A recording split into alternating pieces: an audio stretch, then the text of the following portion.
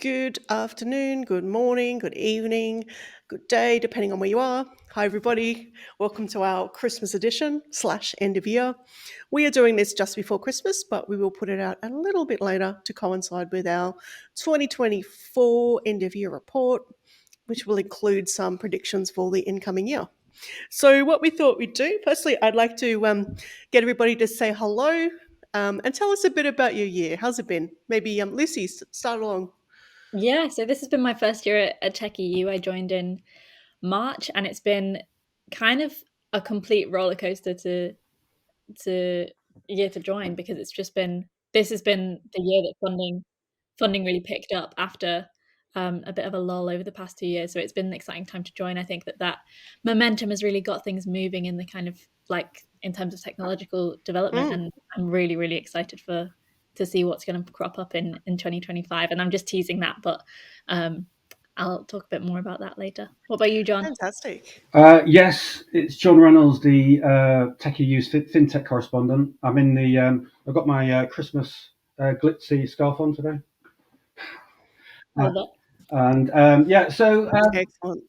yeah, I've been covering fintech this year, and it's been good. There's been lots of ups and downs, lots of funding. Lots of what else has been going on? I've been writing a lot about secondary shares this year, which is interesting, and lots about kind of European fintechs moving to the US and vice versa, which I can perhaps talk about a bit later. Okay, great. And for me, I think it's been a year of, I think, resilience overall in the scene. We've seen, we have seen companies fold, unfortunately, or to at least reduce their subsidiaries or indeed shed workers, which is awful for all concerned. I've seen a lot of that, unfortunately, here in Berlin. But we've also seen a lot of companies just riding it out, doing the hard things and getting through. And of course, there's been some really bumper funding Mm. fundraisers overall, which of course we will detail in our end of year report.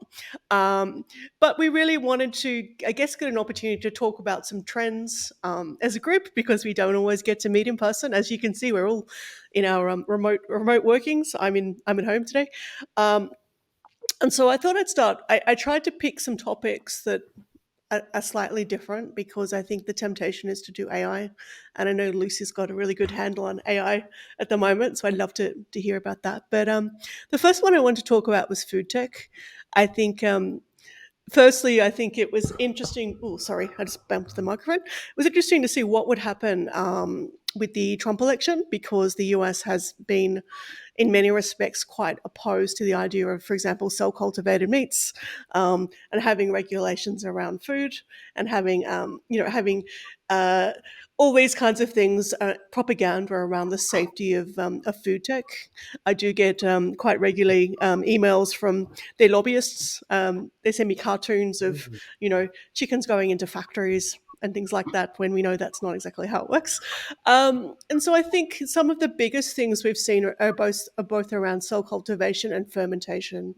Um, One of the standouts for me is probably Meatly, which is a company making cell cultivated meats for pet food, and they've received clearance in July to do the first cell cultivated chicken for pet food in the UK, which is a world first to get that authorization, because we've really seen the biggest pain point in this sector when we talk about the human side, like, cell cultivated meats that humans could eat, has been the fact that we've had obviously regulatory delays. It's a long, laborious process for a lot of the startups, particularly in Europe. People are, positioning their first markets in Singapore and, of course, the US.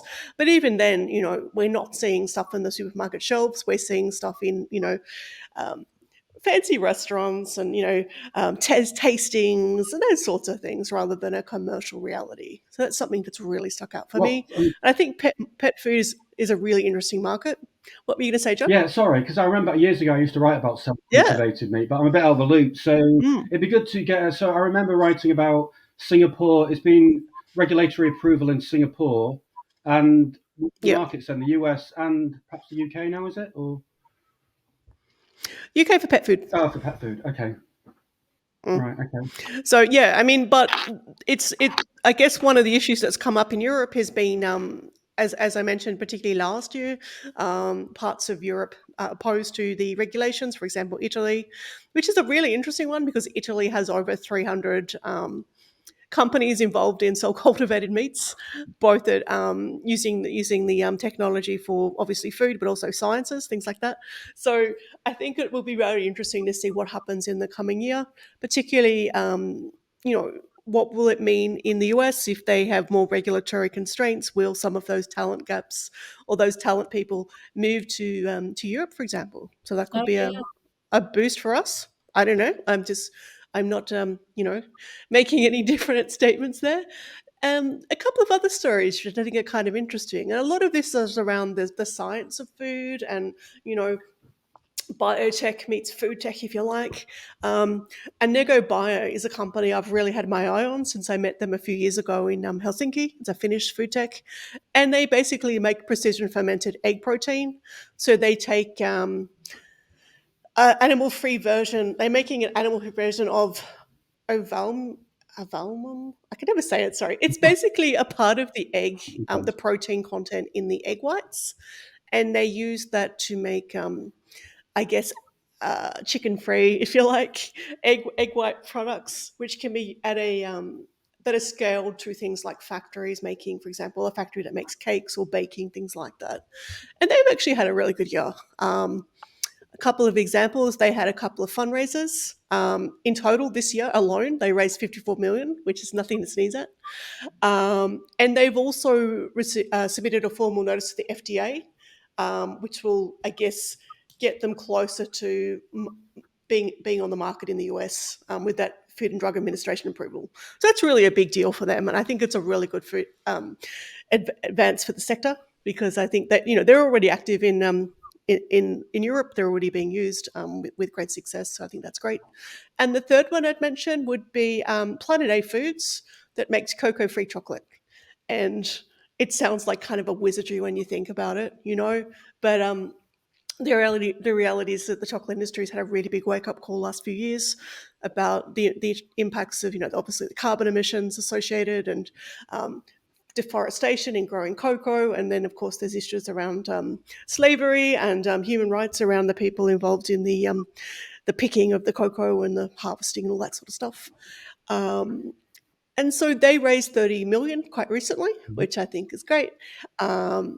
And they've been able to use that for expansion. You can already get products on the shelves in plain old supermarkets here in Germany and elsewhere in Europe, which I think is often, the big thing because we've got a situation now where a lot of food tech companies are competing with the supermarket brands that are now producing their own, for example, mock meats and so on. So they're taking up more, the shelves are more crowded with their own efforts because that's the way they can reduce their own in-store carbon emissions, so to speak. And so I think anything that kind of accelerates this is really interesting. And I think that's, it's quite exciting for the space. And I think that, 20 years ago, even if you said you could make chocolate that didn't have cocoa, people would go, what are you talking about? Doesn't make any sense. That's really weird, right? And just 3 companies to watch really quickly. Betterfish is a seafood company. Sorry, I'll start that again. Betterfish is a German seaweed company that's making a tuna-style, I guess, flakes out of seaweed. So it looks like tuna, like tuna fish, but it's actually seaweed. And I think that's pretty cool. Another one I really like is an Estonian company called Roredge, and they've created sort of a commercial product, things like soft drinks and probiotics and sort of health snacks. And they use, I guess, side stream products like carrot waste, like carrots that would be thrown out that are deemed unsuitable for sale, in a that are grown and then rejected by a supermarket, and turning that into a sort of a second business, I think is a really good example of what we should be doing with sustainability. The other one is a company I interviewed earlier this year called Happy Plant Protein. It's a Finnish company again, and this one they are basically creating a TBHD style product, like a textured vegetable protein or an isolate, which can be used not just from soy, but also other legumes or cereal flours. And I guess the thing that really stands out for me with this company is they've developed a process that is chemical free. It uses very little water, but it also the methodology can be implemented or retrofitted fairly easily to existing machines in factories. And this has really been a standout that I'll go into a little bit more when we talk about materials innovation. This has kind of been, the thing that really stands out for me this year, because we've seen a lot of companies across the board struggle to afford to build factories. Mhm. A factory is not a cheap enterprise; takes a long time. But they're actually saying, "Well, no, we can actually implement this into existing supply chains using a retrofitted technology." So that's pretty cool. So they're my three. Yeah. Yeah, Uh, it's pretty cool. And I was going to say that has been such a standout theme of the year. I remember mm, speaking to you, Kate, initially just after I joined, and complaining to you because we'd be sent press release or we'd hear news about a company opening up a new factory, and I remember saying, "Okay, why am I even looking at this? It's not news."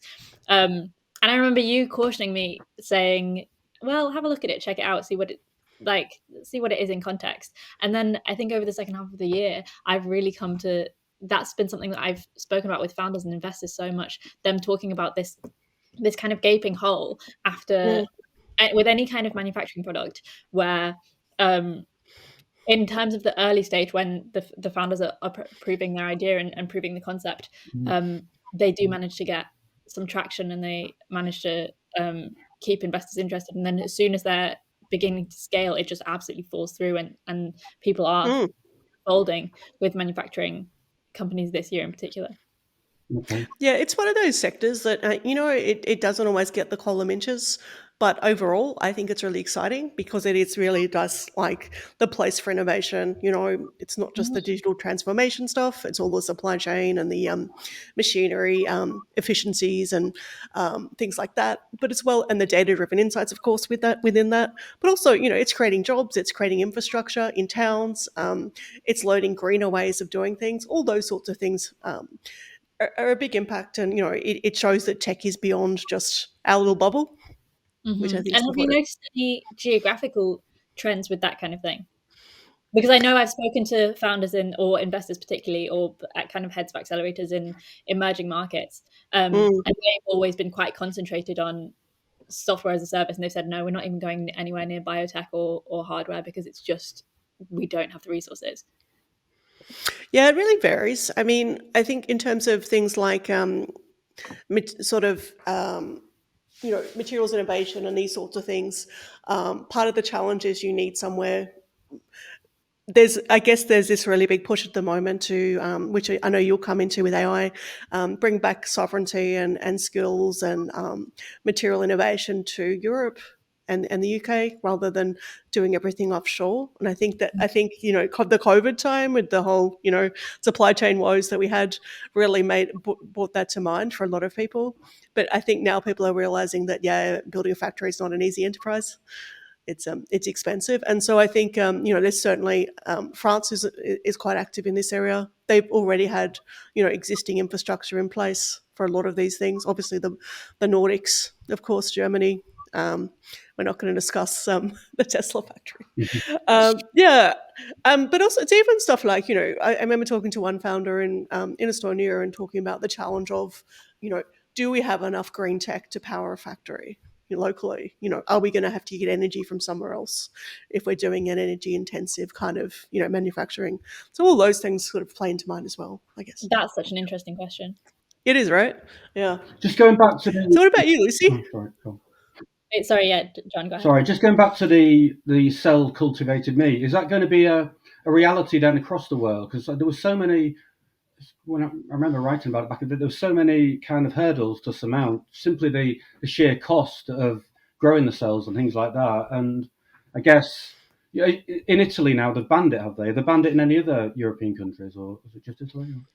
Um, from memory, Bulgaria, and there was somewhere else. Yeah, a couple of places. But I mean, whether that sticks as a ban and what that means in practice, given particularly as I said, there's so much R&D in Italy in this space, means Mhm. it's up for grabs really.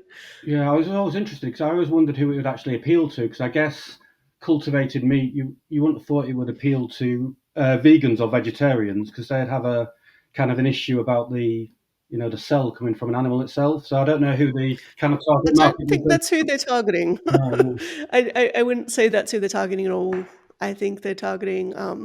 meat eaters who want, and to ultimately have a more sustainable version of meat. Like, one of the Italian researchers is creating a chicken product where you can get the cells from patting a chicken.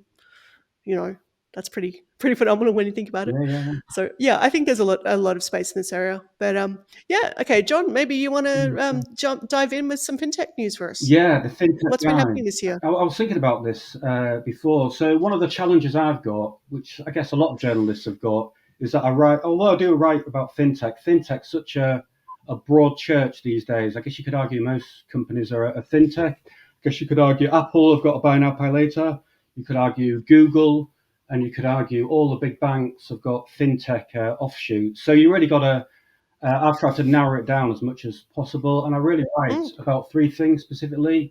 So I write about challenger banks, the likes of Revolut, Monzo, N26, and I write about investment apps, so the likes of Robinhood, and a lot of the challenger banks have got investment apps too.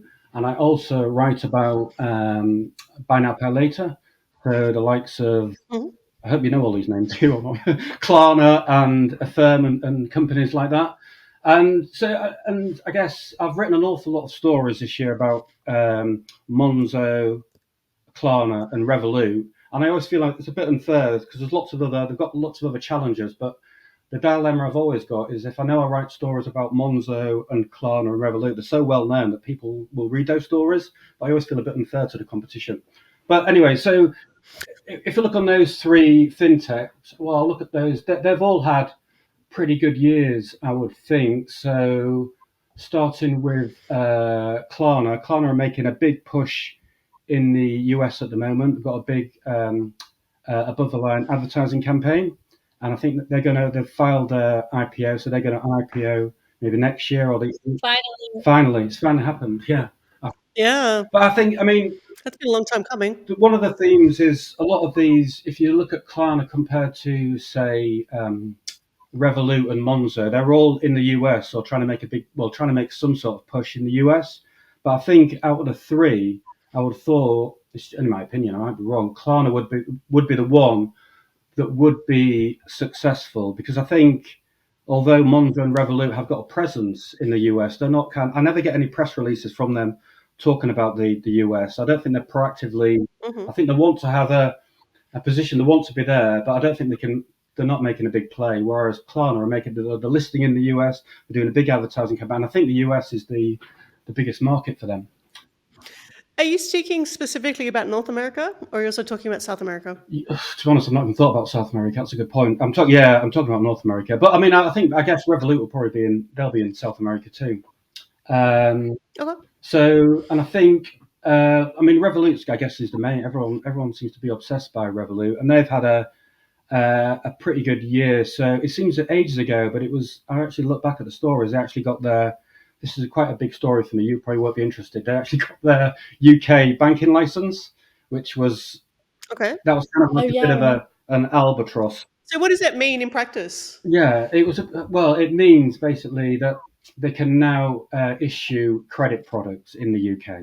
So they'll be able to issue mortgages and credit cards, which they couldn't do before. But I mean, irrespective if they'd got that or not, it wouldn't have determined whether they would be successful. They would have been successful with or without it. I think it was just this kind of albatross because the media were talking about it, and there was a perception that if they didn't get it, I guess if they didn't get it, it might have impacted them getting licenses in other markets.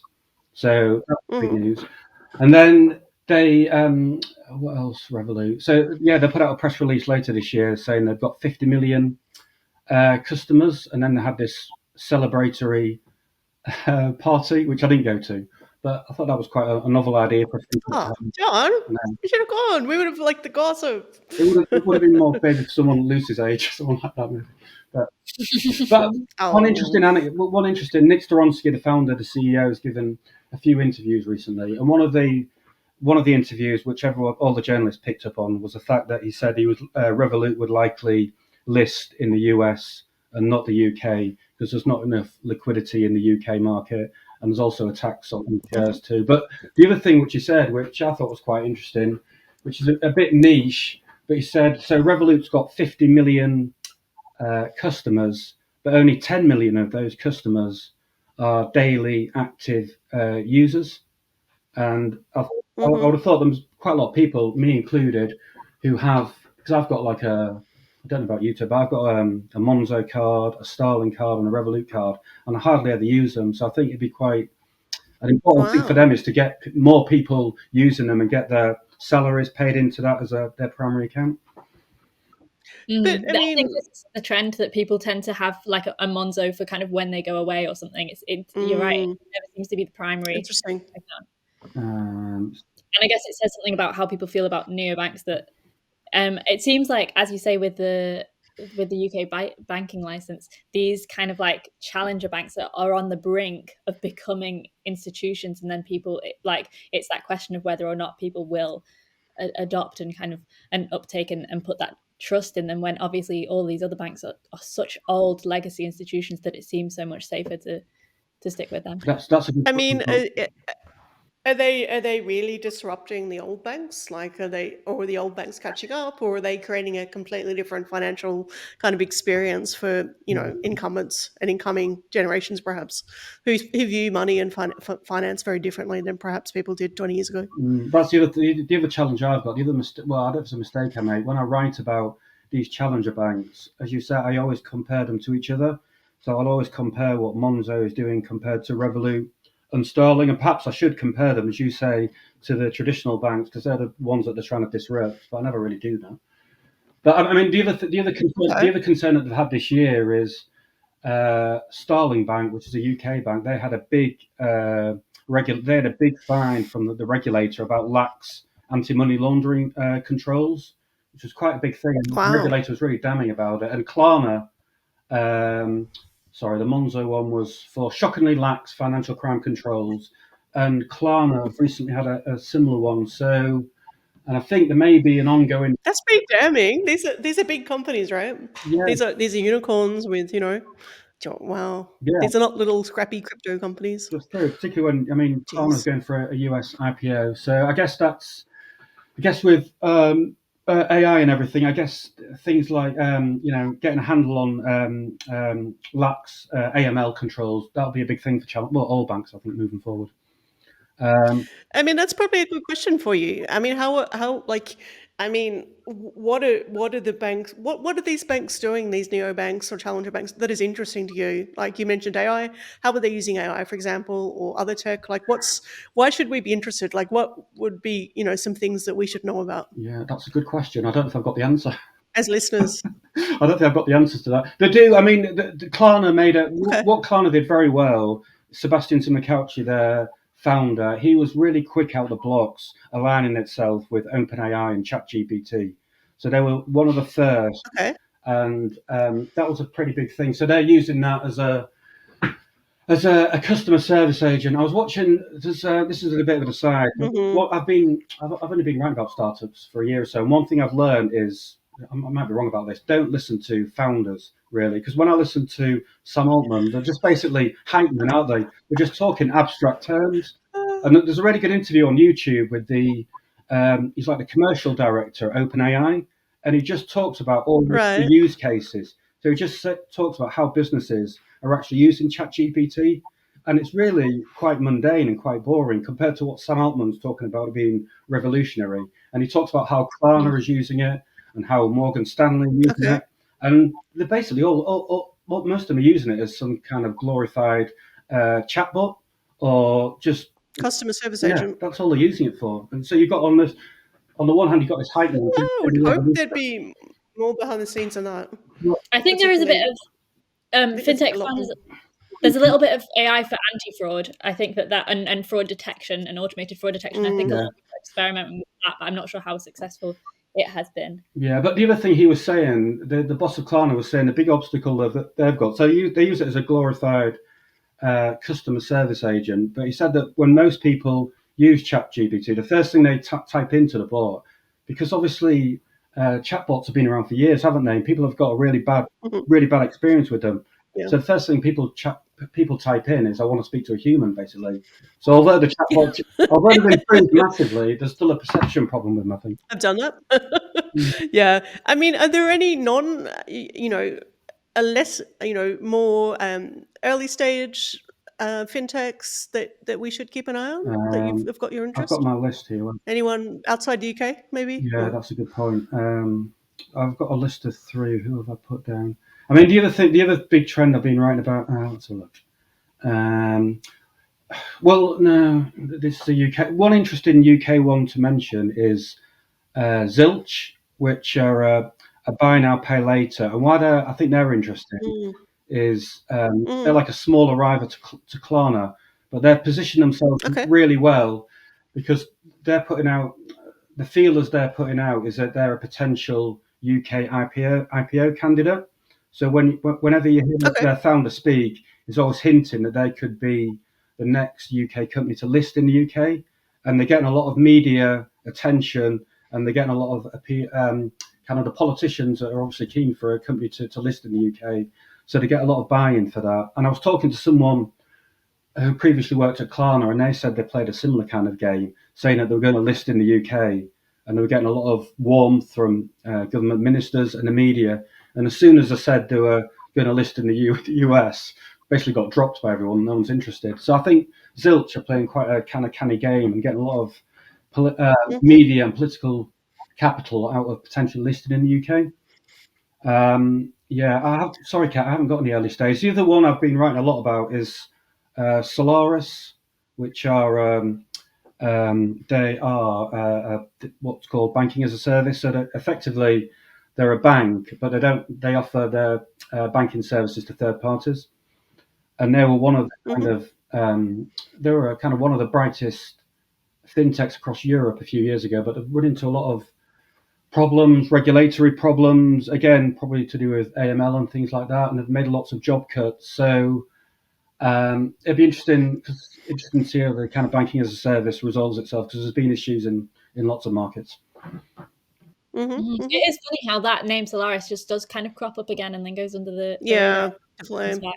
Yeah, I mean, it's banking as a service has really come as onto its own. I mean, I know I interviewed one company earlier this year, which is there's also a video for which I'll find and link to the to this one at some stage before we publish it.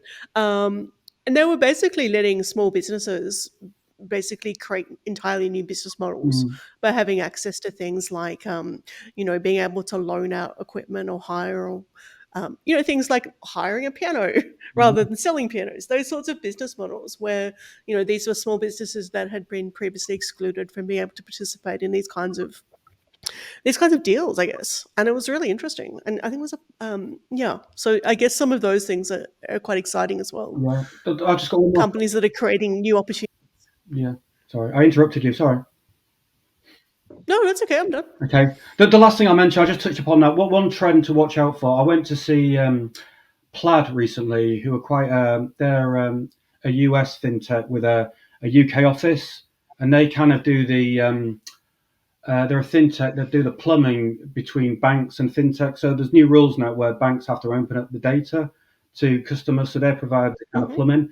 And one interesting trend they were talking about is they expect to see next year. They expect to see more US startups or US fintechs coming to Europe and vice versa. So more European fintechs going to the US. So this year you had a firm, which are a big US buy now pay later. They came to the UK, and then you had another company called Capital on Tap going the other way. But I think the problem is you two might know more about this than me. I don't think there's many examples of kind of European fintechs or European startups making a success of it in the US, and I'm not sure there's that many US. I'm not sure I'd agree with you there. Okay, well, that's good. I think there's I mean, I think your examples are mostly UK, but would say, there's a lot of the smaller countries in Europe. I know places we've all been who really found with the mindset of US first. So I think that's where you do get those successes. They might not be the big IPO Mm, kind of companies, but particularly, you can still be a successful small stage startup. right, I You know. sound corrected. Lucy. Yeah, I've been tasked with talking about AI, which feels like a little bit of a misnomer, because it's like it seems like you can't talk about any sector without talking about AI. But then at the same time, it's hard Yeah, right. to speak about AI because it's so extremely broad, and because I think that the main trend that we've seen this year is that its use cases have been in speeding up and making more efficient the data analysis in within companies and within sectors and within particular technologies that are already very established. So it's been more of a kind of efficiency tool, machine learning. I think that's been the main trend. That, and obviously it's kind of been the year of large language models, LLMs. And yeah, it's been really interesting because I think that this is a bit of kind of like an anecdotal gripe, but something that I think a lot of us as tech journalists kind of complain about, and something that I'm always complaining about is we get a lot of startups pitching to us claiming that what they're doing is AI and just adding AI at the end of their domain, and then it turns out that And often it's just machine learning, right? it's just machine learning, and it's just like data analytics, and it's just platformization, and I think that Yeah. has been the main trend. People just kind of like accruing lots of data, cleaning the data, making a lot of claims about the high standard of the data that they have, and then kind of using the unregulated sphere as a bit of a lab to sell their software as a service product to anyone else. And it seems like, and so yeah, I think that a lot of us are kind of always trying to make the distinction between more advanced AI and what we would like to retain the AI label for, which is kind of like more experimental machine learning technologies that try and mimic the thought process of the brain, and stuff that's even more advanced than that. But as someone, what I'm doing day to day for Tech.eu is generally tracking funding, and writing about funding that's been raised. And so actually the only the only quote unquote AI companies that have raised money this year generally as a pattern is software as a service. I've found that investors have been extremely cautious about investing in kind of like machine learning technologies that are inspired by neurological research, for example, or kind of any challenges to the big, OpenAI, Microsoft, Amazon. Even like we have the French Mistral, which has really made a name for itself. But it's funny how these things kind of happen in cycles. It sounds like it's quite similar to fintech, John, how we have these incumbents, and investors don't seem to be interested in challenging them this year. They seem to be very interested in kind of pouring money into these analytic startups, which I assume I think in 2025 there'll be quite a lot of acquisitions and mergers, and kind of those companies will reach what was probably always intended to be their endpoint. And yeah, they'll just get absorbed into these bigger companies. And what I'm hoping is that in 2025, some of that caution will turn into curiosity and excitement, and there will be a bit more. I think that there'll be more activity coming out of the spin out accelerators in universities, and so we'll see some of that research actually get turned into really interesting AI technologies, who are really, really thinking about AGI and really advanced like artificial intelligence and its potential, that could then be applied to all different kinds of sectors. And so I think that's the main trend. I think if I'm going to mention any names, the main one, there's only been one really that has stood out to me as a young AI startup that has managed to get some momentum and raise some money, and that's Stanhope, which I think comes out of UCL. And I think that was built on, I don't know if the scientists who founded it were neurologists, but I think that it was built on neurological research. And so that's a startup that I have high hopes for in 2025. But I am convinced that there will be this kind of bubble popping, this explosion, and a lot of research and AI startups will start coming out of the woodwork and hopefully gaining some investment as well. How do we recognize? You definitely got the best beat to cover, but I guess one of the challenges I would have thought is how we recognize where the kind of exciting startups are in Europe. Because you mentioned Mistral there.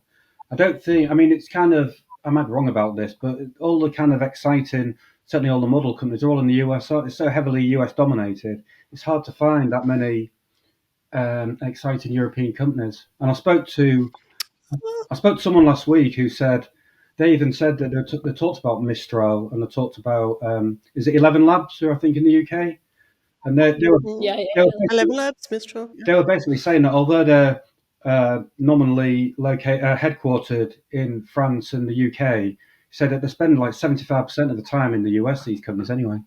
So Sure. Yeah, I think absolutely, and it is. I think it's an interesting point, and it's kind of like a kind of sink or swim moment because, um, in terms of geographically across Europe, how these things pan out, it's definitely the UK, France, and Germany are absolutely powering ahead over everyone else, and particularly the Mm. UK has become this kind of AI hub. But it's funny; it feels like the tech scene is kind of throwing a lot of things at the wall, and nothing's really sticking. We don't have like a massive challenger here. It seems like there are a lot of kind of companies that are scrapping for that, but there hasn't been nothing's really kind of stood out from the crowd. So again, I'm hoping that, but we have such a high spin out ecosystem here, and in France does as well, and Germany does as well. Um, so yeah, it's that question of is anyone going to kind of push themselves to the forefront in early next year? I hope so. Yeah, it's an interesting point. I mean, I think there's going to be certainly a pressure about the commercial realities of looking at what people who've paid for a service using generative AI, are they going to continue to do that in the future? We've seen a lot of investors, for example, talking about even their own tools. I know I interviewed one startup, excuse me, one VC company that actually has a tool for startups to use to match their I guess put their sorry, excuse me, their pitch deck against AI to see what mm, kind of how it fits according to their sort of investment thesis, Mm. as a VC, and that was quite of an interesting idea. I mean, I don't know. I think in terms of bigger companies fundraising, I mean, Silo AI is probably one of the notable ones. They raised 650 what is it 665 million when they got acquired by AMD. Um, okay. so that that's kind of a big deal, and I think that really brings home to me this continued focus, which I think we'll see even more of next year, of digital inclusivity when it comes to language, online languages and dialects, particularly in AI, because this is something that's come up even when I interview some companies in Ukraine and Estonia and places like that, and ask them about are they using AI, how were they using it, and a lot of them will say, well, Gen AI, it's not so useful because we don't have as much commercially available, language data sets and things like that, which is pretty damning when you think about it. And that's just a little bit of the world. So it could get a lot bigger. I think a lot of people will also probably be looking at a pressure on companies about transparency, about how they're developing the AI and how it functions. Mm, I'm also really interested from a commercial case around I guess, the fact that we've got a lot of startups sort of basing their hope on someone's data, LLMs, and we've seen a slow growth in small language models, which I think is quite exciting actually. But with those LLMs, what does it mean if they change their business models, mm, or just if they meet their own regulatory curtails or anything like that? And what impact does that have on all the users? The startups using it and so forth. That could be challenging, or in some ways it could be positive if it's a good change.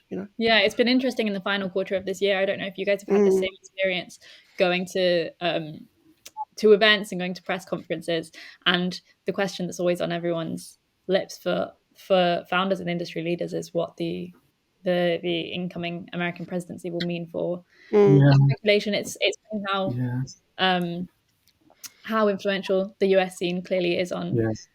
European founders' minds, and how it's always kind of this goal in the back of their mind to expand there yeah. as much as possible. But I would sort of emphasize with that, there has been a real push, like I alluded to earlier, on sovereignty in Europe, keeping talent here, keeping knowledge, having these R&D centers here, having spaces of excellence. This flywheel approach, where obviously we have our startups here, the companies that come out of those when founders or team members leave and start their own, and then of course we'll probably see a trend in the next year, presumably, of some of those startups who've gone to the US coming back, because of there could be visa challenges there. There could be Mm. all kinds of regulatory demands being a non-American.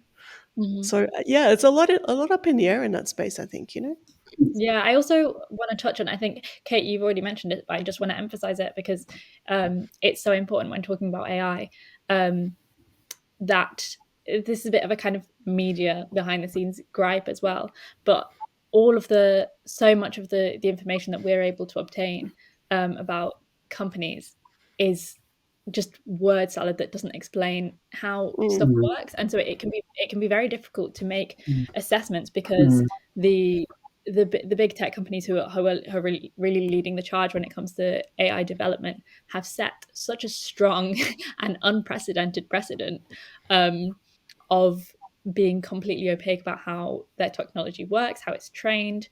mm, It's like NDA central in terms of the mm. people who work there, and it feels like in terms of the general public's understanding of how these tools work, it could be completely diametrically opposed from how they do. And so it seems like sometimes the whole media and the whole world is trying to kind of red team these products, and that's the only way to kind of Yeah, get any Mhm. level of truth there. And so it's Mhm. funny how that totally. filters when we hear from startups about how their tech works. They're kind of imitating Yeah, um, these techniques, even though they don't really need to, and it's not actually very like beneficial for them to do it like that. And it can be really difficult to be able to actually explain this tech to people. And so that's something that I think that we need to keep such a close eye on explainability. Mm. in Yeah, 2025. Yeah, explainability, mm. auditability, and things like that. You should try and write about. But also just like Go on, sorry. I was going to make. no, I was going to make a joke saying you should try and write about quantum computing. That'd be easier. Yeah, yeah, literally it would. yeah, there's a reason we're not covering that on the podcast today.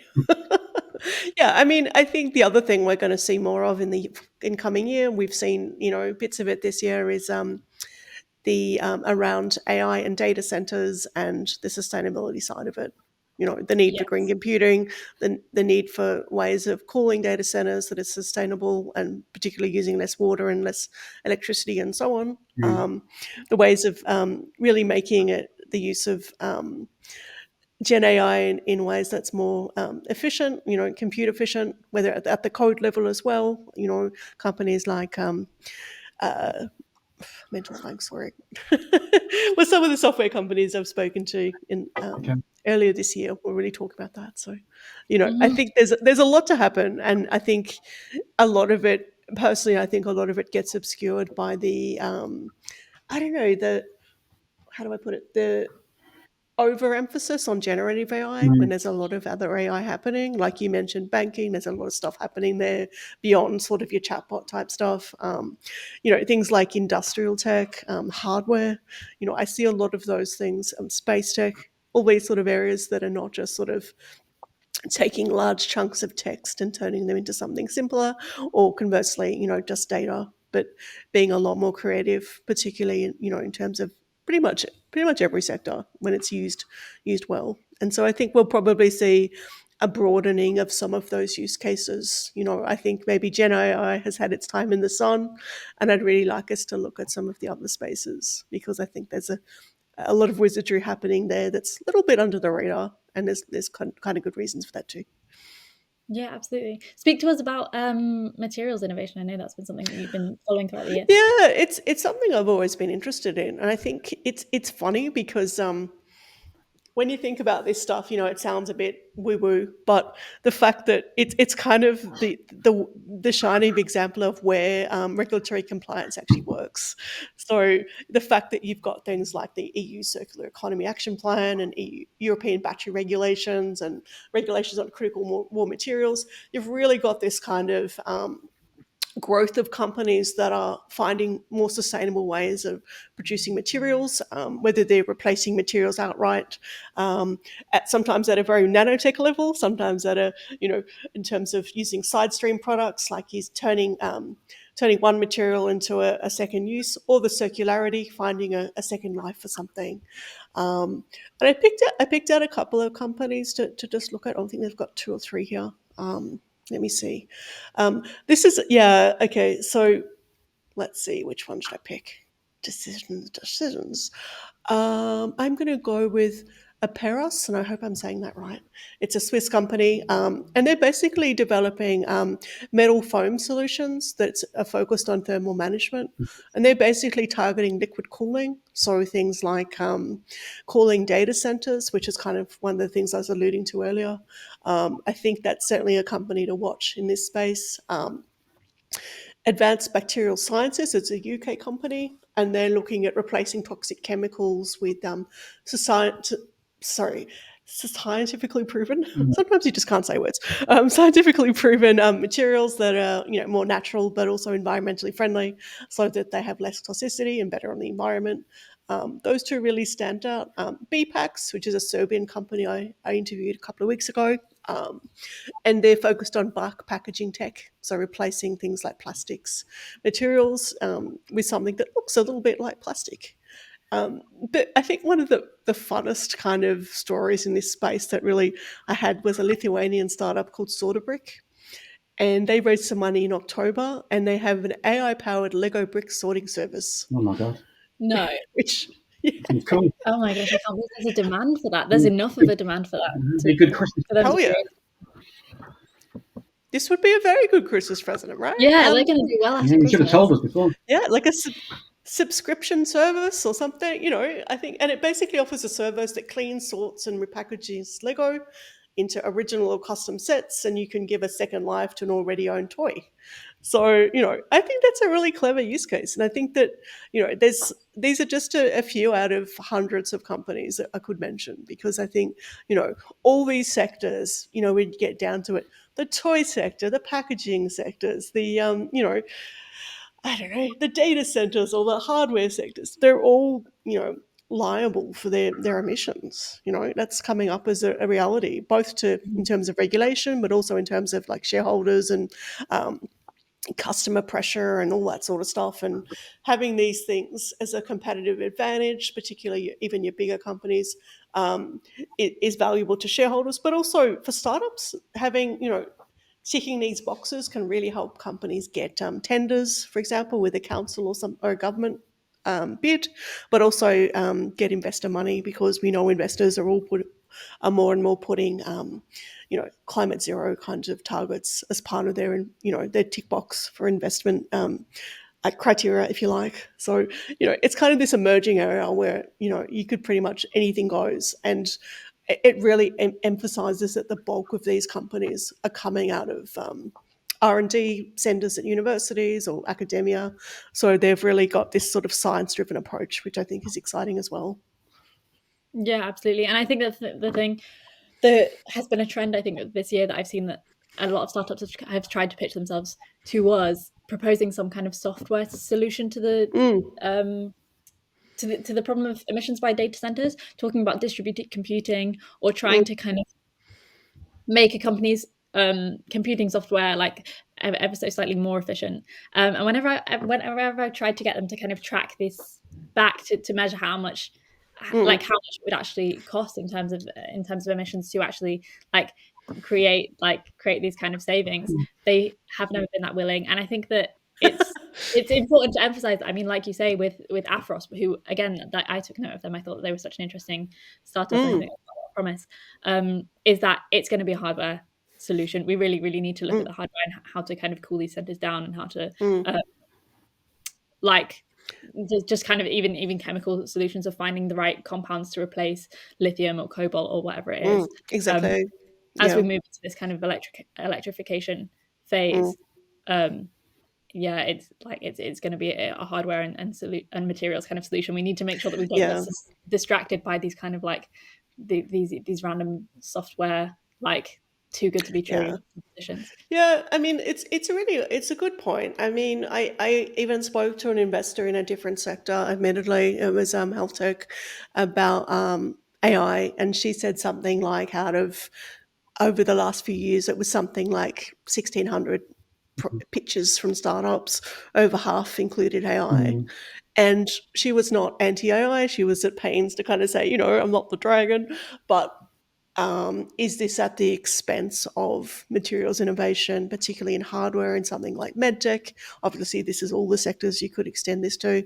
I, honestly, I recommend anyone take a bit of time, even have a look at some of the hardware VCs and see what kinds of things they're looking at the moment, and you'll find some interesting stuff, particularly around what can we do locally? Can we make stuff locally? Keeping things particularly things like batteries is a its own show in itself. We could get we could do our own show on batteries. There's so much happening, but things like the recycling of batteries and the materials to replace some of those harmful materials you mentioned, critical materials like cobalt and lithium and so forth. So the beginning is just the very start.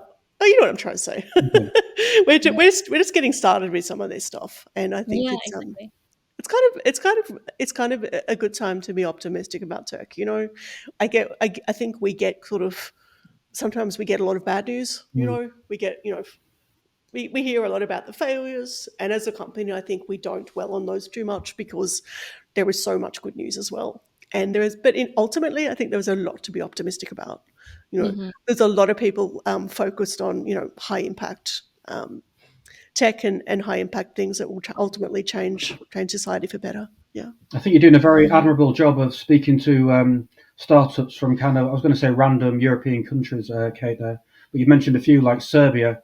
Hand on heart, I haven't spoken to any fintech from Serbia ever. And I think also Lithuania. Why? Well, that's a good point, yeah.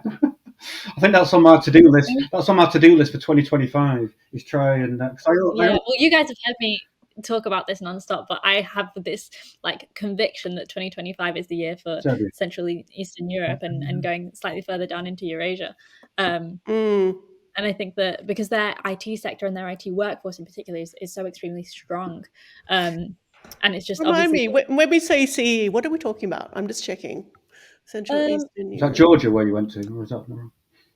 yeah, I was in Georgia, which is kind of borderline, like that's kind of it's almost not really Europe, No, despite. no, no, it's fine. I'm just making sure I'm on the right page. Okay, so we're talking about, if I have it right, correct me if I'm Well, wrong, yeah, like places like Slovenia Czech and Republic. Czech That's where I Republic went and to. Hungary and so forth, Bulgaria, those kind of places. Estonia, even Yeah, Poland. and the Yeah, Baltics. Yeah, cool. Mm. yeah, absolutely. Yeah, I think it's I mean, that's something I tried to do at Tech.eu, and I think you have as well, Lucy. It would be very. We could just run run the show if you like, just focusing on you know UK, Germany, and France. But I think that's a massive mistake because there is so much happening Yeah. elsewhere, in particularly Central Eastern Europe, like you say, the Baltics, the Nordics, Ukraine. It's how that, I Yeah, think it's. and fintech tends to be the first kind of the stepping stone into I think people tend to Mm, the market tends to kind of like open up towards fintech first, and then yeah, like builds on that to like to different kind of tech that yeah, will. I think so too. And I think, yeah, and even places like, Kyrgyzstan, Uzbekistan, Armenia, Mhm. there's lots of really interesting things happening there. So, I Yeah, think we've got our work cut out for next year. yeah, definitely. It seems like fintech has certainly kind of become this backbone of the Turkish tech scene, and now they're expanding into other verticals as well, which is I think is Mm. a really interesting one to keep an eye Yeah, on. I think so too. And the other sector I'd mentioned with that's I've seen crossing borders very nimbly is gaming, and Mm, it's not a key knowledge area of mine. I won't pretend I'm an ardent gamer because I'm not. But to me, from I guess a business perspective, it's super interesting. The deals that get done, the ease of fundraising for some of the companies, the size of companies in terms of scale, it's really quite impressive. And I think it's something that we often think about entertainment, we think about film and television and mm. music, but gaming is bigger than all of them combined in terms of the money generated and the people involved and stuff like that. So yeah. yeah, absolutely. It's this internet infrastructure that we tend to Yeah, forget. yeah, exactly. So yeah. Any last thoughts for the year before we go I think I would just want head to. out? There's not very much to say, but I just want to slide in a bit about nuclear because I feel like it would be wrong to. Mm, It's so forgettable because it seems like the pace of change is so incremental. yeah. But it's been interesting to track this year. I found it as someone who's a bit of a materials nerd. I found it very interesting. Mm, Um, it in the beginning of the year, just after I joined Tech.eu, actually, there was a bit of like excitement ramping up because we had the European summit where Mm. there was this renewed push and renewed force. Although it was notable that Germany once again did not get involved, Funny to that. yeah, to to really push for and invest in nuclear and try and keep governmental nuclear projects to the timeline that they had committed to, which is always kind of the big problem. Um, and then yeah, there were a few meetings proposed, and then everything kind of slowed down once again, and it just felt like this kind of colossal like, okay, that's it, like this is always going to happen, like there's not any progress that's going to be made. And then in the final part of the year, obviously there were these massive deals that were made Mm. between big tech, which has received such terrible press and such um, like was really beginning to kind of go, it's like slide slowly into crisis mode about their data center emissions. They Yeah. then made this deal with a lot of nuclear energy centers, saying that they would um, they would use the nuclear energy to power their data centers, or they would work towards making that possible, which is this kind of two birds, one stone solution to find to nuclear projects finally having the massive amount of funding that they need um, to actually get things moving and do the and kickstart the amount of research that is required um, to gain that Mm. momentum, and equally it potentially solves this or provides like something towards a solution of this energy problem that big tech has as it increases its investment in AI. So it's such an interesting one to keep an eye on, and it is very significant Definitely. in terms of dynamics because it I feel like it is quite symbolic of these big tech companies acting as or becoming or overtaking in terms of actual meaningful power to get things done national Mm. government, because it's such a kind of like stymie for governments for so long, where they've been kind of trying to get these nuclear projects going and they haven't been able to, and they haven't had the will from the public, and they haven't had been able to commit the funding. It's not been politically possible, and then it's just happened like that because of the intervention of big tech companies. So in terms of like geopolitical dynamics, it is a rather interesting one, and also Mm. it's interesting to keep an eye on, because I think that what might make or break the progress here is the disappearance of the nuclear workforce. There was so much progress on nuclear for such a long time, and then in the past Mm.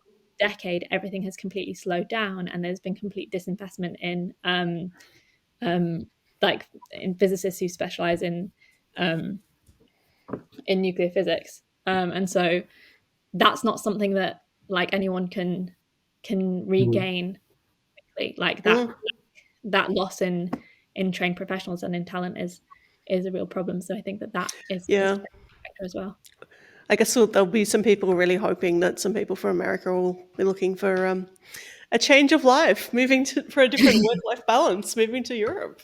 Yeah, big time. Yeah, it's Because funny. I there's think there was an certainly. example in earlier this year of, I think there was a problem at one of France's nuclear power stations, Mm. and there were so few nuclear professionals in France, that they had to fly over like 30 Yeah. US scientists just to solve the problem. Yeah. I mean, these are, you might be doing new technology, but I guess you need that legacy knowledge as well. So it's this kind of combination of, um, I guess, talent and innovation and s- history, historical knowledge, which makes it even harder for a lot of the companies.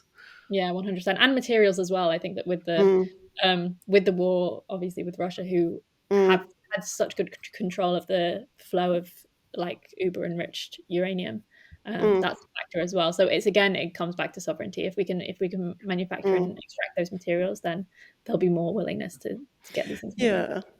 Yeah, I mean, ultimately, I think one trend I've been really most excited by, that's not just a tech per se, has been really the sovereignty issue, like EU Link, a focus on developing the 27th state, so that startups are able to form easily, do cross-border transactions, hire people remotely, get ease of investment funding.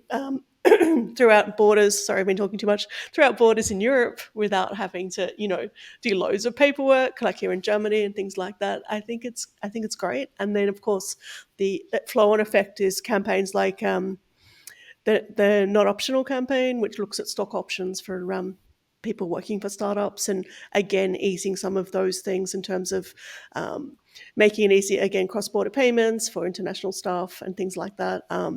I think there's a lot to be optimistic about in that space too, and the fact that we have a new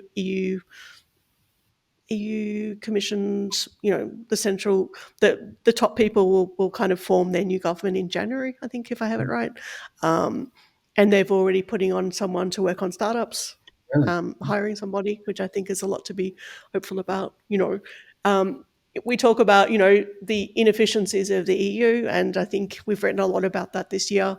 Particularly, there's been, a lot of research wake-up calls, that none of which, necessarily surprised us per se. And the fact you've got, things like the Draghi report, which was over 700 pages and took a year to write, which is kind of a poster child for inefficiency, Mm-hmm. when something, a more agile approach could have had a report that was, incremental and people could be working on it now, not like in a year after it got published, and with an approach to speed rather than just like, oh, well, let's have another committee, let's talk about it some more. I think, it's really been startups driving this, saying, well, no, we don't need to talk about stuff. This is what we want. Mm-hmm. This is what we Yeah, need. hopefully it's changing the European tech image slightly. And that's a lot to be, I have a lot of respect for startups doing that, because that's a lot of time that they're spending on that is not their startup time. Let's be honest, right? Mm. That's a side gig. Yeah. And I think that it's been interesting to distinguish. It's been a distinguishing attribute to me to see which startups are actually going that extra step and trying to provide and create and collaborate to form infrastructure for the scene to ensure its longevity, and which are kind of just turning straight back to the lab and trying to kind of market their product and develop it. Should we close out with some predictions? Oh my God, some short predictions.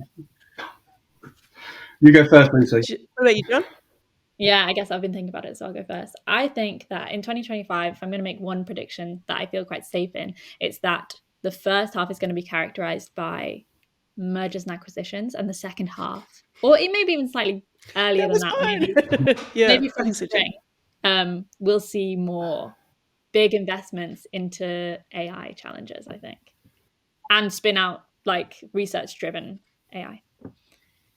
Okay, prediction. I think I might kind of shift into kind of crypto stable. One of the big acquisitions this year was, I'm not an expert on crypto by any stretch, was the payment company Stripe buying Bridge, which is a stable coin business, small, and they paid a lot of money for that.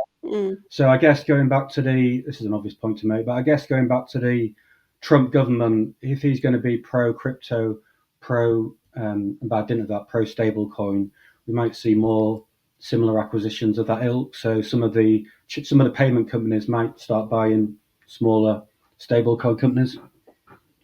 I'm not really an expert in this area, so I shouldn't kind of speculate on things like that. But anyway, Kate, what's your prediction? Let's see. I think we're going to see a lot in battery tech. Because, we've seen some challenges like Northvolt struggling financially, of course, was an obvious one. But we're also seeing some of those smaller companies, they're still innovating. They're probably going to take longer to become behemoths and unicorns and that sort of thing. But I think it's definitely something to keep an eye on, particularly with those, regulations around raw critical materials and so forth. And just the accessibility of getting materials from China is going to become harder, I think, as well. Yeah. Mm-hmm. Oh, I hope so. I love battery startups and materials. Yeah, it reverberates so widely. That's something I'm going to publish in the first week. I feel inspired. I'm going to find some of the younger battery tech startups and write something up. Mm-hmm. So not our skeletons and so forth, which I love, but some of the new companies. And of course, we saw, was it 02? Is that how you say the name? Let me check. 40. Was it maybe? I'd have to check. Sorry, guys. There was one of the companies working on some really good materials recycling for batteries as well, which is a huge area. And I will put that link in the show notes as well, so that we have some of those links for people to read as well. We'll do a little a